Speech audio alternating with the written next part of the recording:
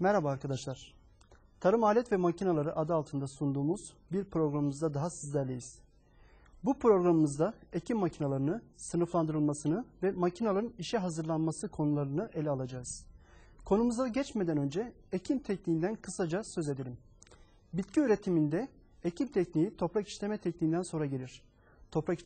Tarla toprak işleme aletleriyle iyice sürülüp tohum yatağı hazırlama aletleriyle hazırlandıktan sonra tohum ekimi yapılır. Ekimi kısaca tanımlamak gerekirse, ekim tohumun yeni bir bitki meydana getirmek üzere toprağa gömülmesi demektir. Ekim makinelerinin sınıflandırılmasına gelince, makinelerin sınıflandırılması çeşitli özelliklere göre yapılmaktadır. Makineler 1. Ekim yöntemlerine göre, 2. Güç kaynağına göre, 3. Kullanma amacına göre, 4. Yapılan işe göre sınıflara ayrılırlar. Şimdi bu özelliklere göre ekim makinelerini tek tek inceleyelim. Ekim yöntemlerine göre serpme ekim yapan makineler ve sıraya ekim yapan makineler olarak iki bölüme ayrılırlar. Sıraya ekim yapan makineler ise aralarında normal sıraya ekim yapan ve küme ekim yapan makineler olarak sınıflandırılırlar. Güç kaynağına göre ekim makineleri insan gücüyle çalışan ve hayvan gücüyle ve ayrıca traktörle çalıştırılan ekim makineleri olarak 3 bölümde incelenir. Traktörle çalıştırılan ekim makineleri de aralarında çekilir tip ve asma tip ekim makineleri olarak sınıflandırılırlar. Kullanma amacına göre ekim makineleri ise universal ve özel ekim makineleri olarak sınıflandırılırlar. Yapılan işe göre ise ekim makineleri basit ve kombine ekim makineleri olarak 2 bölümde incelenebilirler. Arkadaşlar, şimdi çok çeşitlilik gösteren ekim makinelerinden sıravari ve pneumatik hassas ekim makineleri üzerinde durup özelliklerinden söz edeceğiz. Sıravari ekim makineleri tohumu taşıma ve taneleri tarlaya dağıtarak gömme işlemi yaparlar. Serpme ekim makineleri hariç sıraya ekim yapan makinelerde bir takım özelliklerin olması gerekir. Bu özellikler uygun delilikte bir çizi açmak, tohum miktarını belirlenen ekim normuna uygun olarak sevk etmek, tohumu çizi içerisine istenen şekilde yerleştirmek ve tohumu örtmek ya da gerekirse bastırarak tohum çevresindeki toprak tabakasını en uygun şekilde sıkıştırmaktır. Bu işlemlerin en iyi bir şekilde ve toprak bitki koşullarına uygun olarak yapılması iyi çimlenmeyi sağlamaktadır. Sıraya ekim yapan makinelerin çalışma ilkesi ise şöyledir. Önceden temizlenen, sınıflandırılan ve ilaçlanan tohumluk tohum sandığına doldurulur. Tohumlar sandığın özel şekli ve karıştırıcının etkisiyle tohum hücresine dolarlar. Tohum hücresi içerisinde dönen ekici düzen, ayar kademesine göre belirli miktardaki tohumluğu tohum hücresinden tohum borusuna verir. Bu sırada ekim ve çizi açıcı ayak, toprakta ekilecek tohumun özelliğine göre çizi açmaktadır. Daha sonra tohumlar tohum borusu yoluyla çiziye bırakılırlar. Ekici ayak arkasında bulunan kapatıcılar çiziye atılan tohumu kapatarak tohumu istenilen şekilde bastırıp ekim işlemini tamamlamış olur. Sıravari ekim makinelerinin işleyişini inceledikten sonra şimdi de bu makinelerin hangi parçalardan oluştuğuna değinelim. Bu parçalar tohum sandığı, ekici düzen, tohum boruları, ekici ayaklar ve hareket iletim düzenleridir. Dilerseniz sıravari ekim makinelerinin parçalarını tek tek inceleyelim. Tohum sandığının görevi tohumu taşımaktır. Tohum sandığı özellikle hububat ekim makinelerinde tek parçalıdır. Üzerinde her ekici ayak için ekici düzen, tohum hücresi ve bir kapakçık bulunmaktadır. Tohum sandığı genellikle galvanize saç veya boyalı çelik saç ve ahşaptan yapılır. Tohum sandığının şekli tohumların ekici düzene gitmesinde kolaylık ve akıcılık oluşturacak biçimdedir. Tohum sandığının tabanına yakın bir yerde ve boydan boya uzanan bir karıştırıcı bulunmaktadır. Karıştırıcı tohumların devamlı olarak ekici düzenlere doğru akmasını sağlamaktadır. Tohum sandığından sonra şimdi de ekici düzenlere aktaralım. Ekici düzen ekim makinelerinin en önemli parçasıdır. Ekici düzenin görevi tohumu ölçülü miktarda tohum sandığının altındaki tohum hücresinden alarak tohum borularına iletmektir. Genellikle ekici düzen makinenin sıra sayısı kadar ekici makara ve makaraların tespit edildiği müşterek bir ekici milden oluşur. Ekici düzenler tekerlekten hareket alan bu mil ile birlikte dönerler. Ekici düzenler içinde en fazla kullanılan tipler şunlardır. 1. Oluklu makaralı ekiciler. 2. İçten kertikli bilezikli ekiciler. 3. Dişli makaralı ekiciler. Bu programımızda ekim makinelerinde en çok kullanılan oluklu makaralı ekici düzenleri tanıyacağız. Oluklu makaralı ekici düzenler ekim sırasında ya alttan ya da üstten dönerek çalışırlar. Alttan dönüşlü makaralarda tohumlar serbest akış halinde makaraya ulaşır ve makara olukları tarafından alınarak tohum borusuna iletilirler. Üstten atışlı makinalarda ise tohumlar serbest akışla makara oluklarına dolarak tohum borularına boşaltılırlar. Ülkemizde imal edilen bütün hububat ekim makinalarında oluklu makaralı ekiciler yalnız alttan akışlıdır. Oluklu makaralar tohum sandığının altındaki tohum hücrelerinin içinde bulunurlar. Makaranın atacağı tohum miktarı daha çok oluklu kısmının tohum hücresi içinde kalan aktif uzunluğu ile ilgilidir. Bundan dolayı makaranın atacağı tohum miktarına göre bu aktif uzunluk ayarlanabilir. Ayrıca tohum miktarı makaranın dönme hızını değiştirmekle de ayarlanabilir. Genellikle hububat ve benzeri bitki tohumlarının ekiminde kullanılan oluklu makaralı ekici düzenlerde 10-12 adet oluk bulunmaktadır. Çapları 45 ila 52 mm arasında olup uzunluğu 24 ila 35 mm kadardır. Oluklu makaralar dökme demir, pirinç ve sert plastikten yapılırlar. Ekim makinelerinin diğer bir parçası olan tohum borularına gelince, tohum boruları tohum hücresi ile gömücü ayak arasında bulunan ve ekici düzenin attığı tohumları ekici ayağa ulaştıran bir parçadır. Tohum boruları çelikten, plastikten veya kauçuk maddelerden yapılırlar. Çelik borular 3 türlüdür. Bunlar hunili borular, teleskop borular ve helezon borulardır. Tohum boruları her türlü tarla engebelerine rahatça uyabilecek, aynı zamanda kırılma yapmayacak özellikte olmalıdır. Diğer bir parçamız olan ekici yani gömücü ayaklara gelince, gömücü ayaklar tarlada çizi açarak tohumu istenilen derinlikte ekerler. Tohum borularının alt uçları gömücü ayakların üst kısmına bağlanır. Tohumlar gömücü ayakların açtığı çizgiye dökülmekte ve üstleri toprakla örtülmektedir.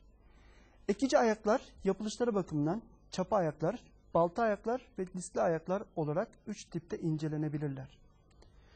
Gömücü ayaklar içerisinde en çok kullanılan tipler balta ve disli ayaklardır.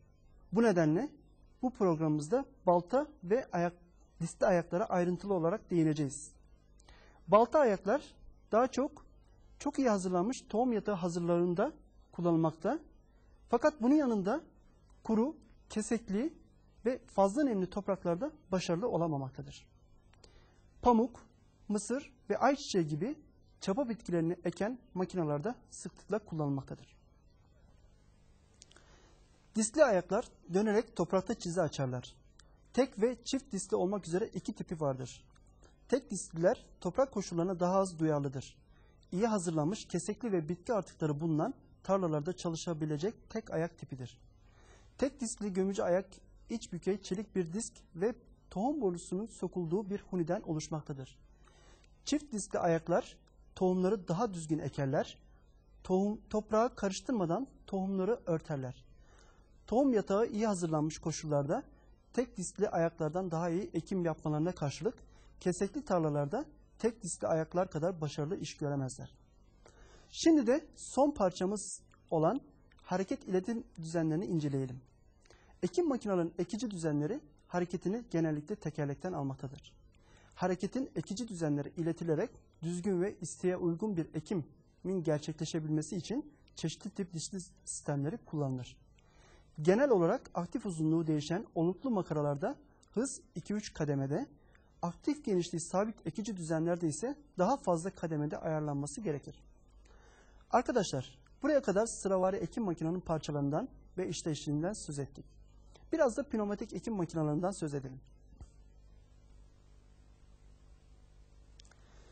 Pneumatik hassas ekim makineleri basma ve emme havalı olarak çalışmaktadır.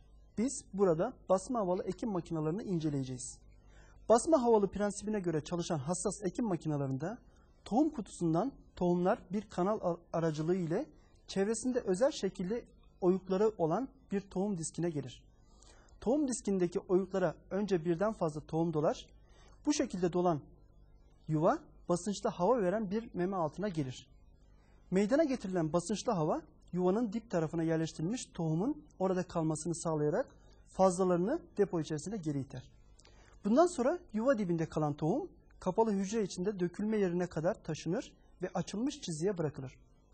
Yuvadan tohumun çizi içerisine bırakılması bir iticinin yardımıyla olur. Arkadaşlar, son olarak ekim makinesinin işe nasıl hazırlandığını inceleyelim. Ekim makinesiyle ekim yapmadan önce şu işlemler ve ayarlar yapılmalıdır.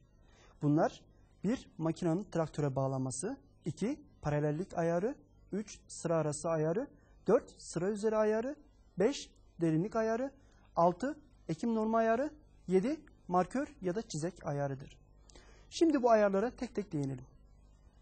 Makinenin traktöre bağlanmasında çekilir tip ekim makinelerinin traktöre bağlantısı çeki oku ile yapılmaktadır. Asılır tip ekim makinelerinde ise genellikle 3 nokta askı düzeni yani hidrolik yardımıyla bağlantı yapılır. Paralellik ayarını incelersek ekimin kaliteli olabilmesi için her gömücü ayağın ve ekici ünitenin aynı derinlikte yapılması gerekmektedir.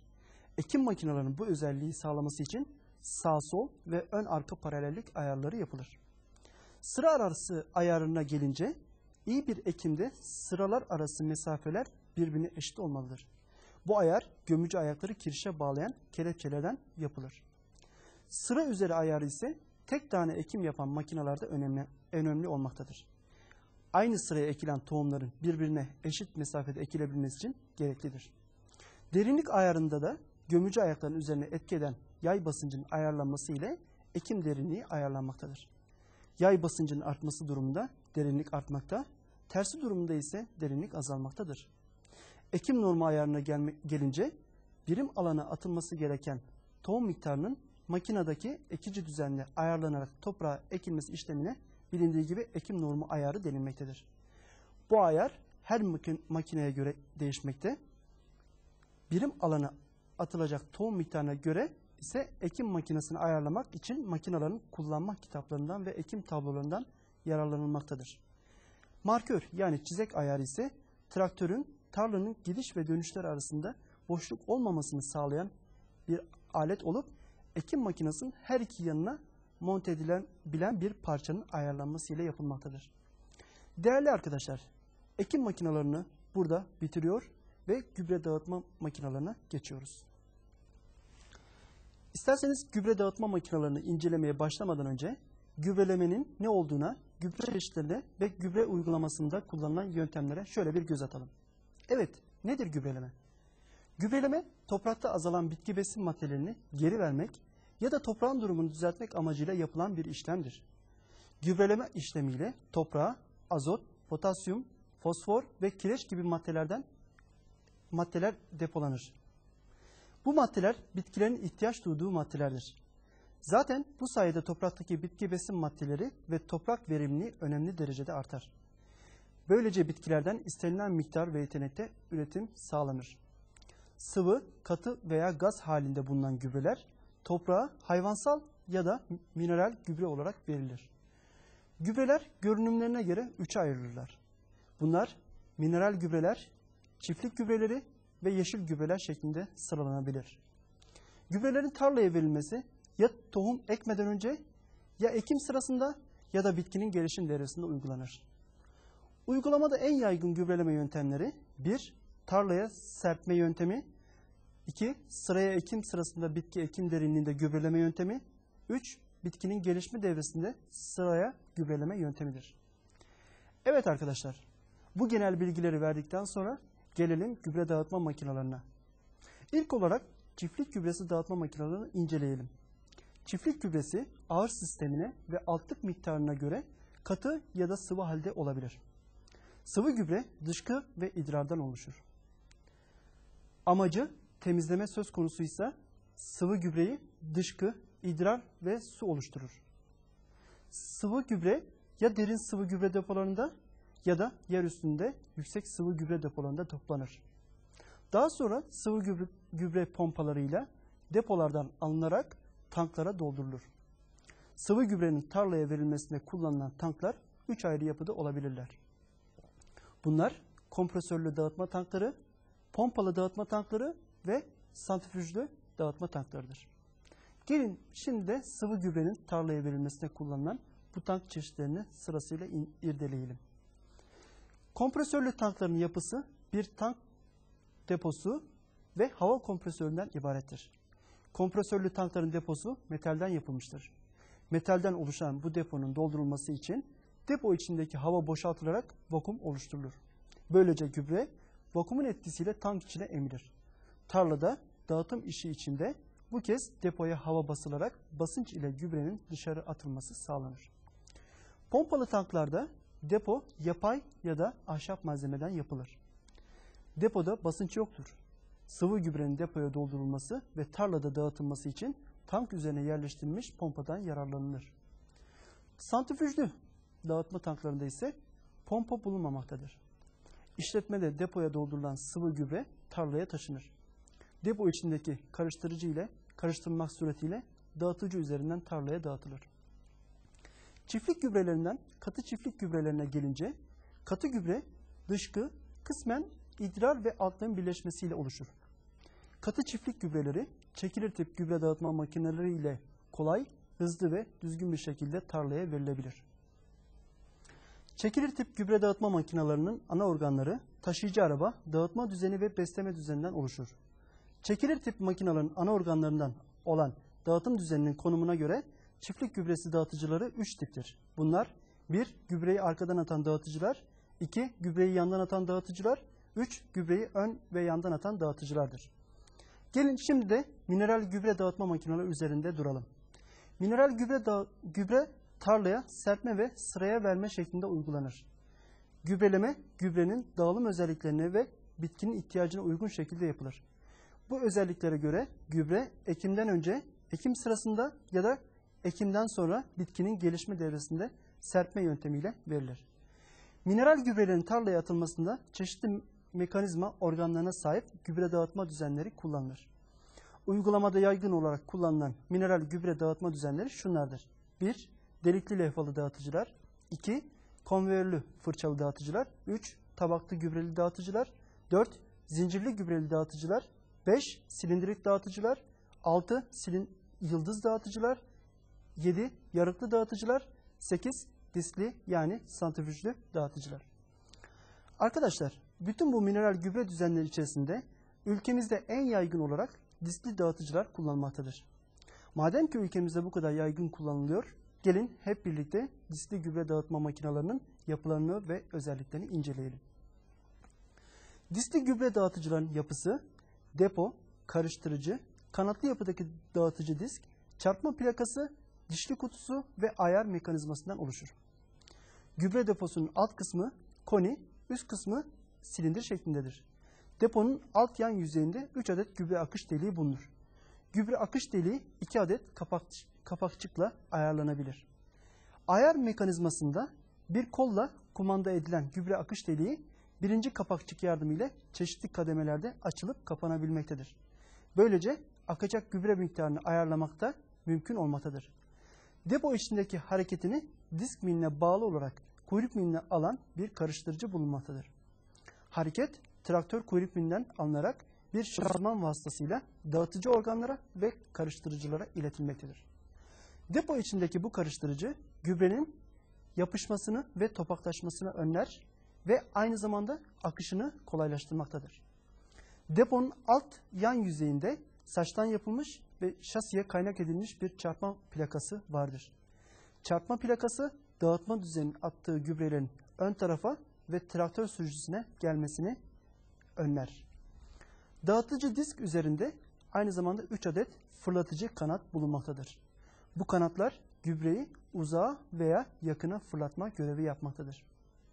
Sevgili arkadaşlar, böylece gübre dağıtma makinelerini incelediğimiz bu programımızın da sonuna geldik.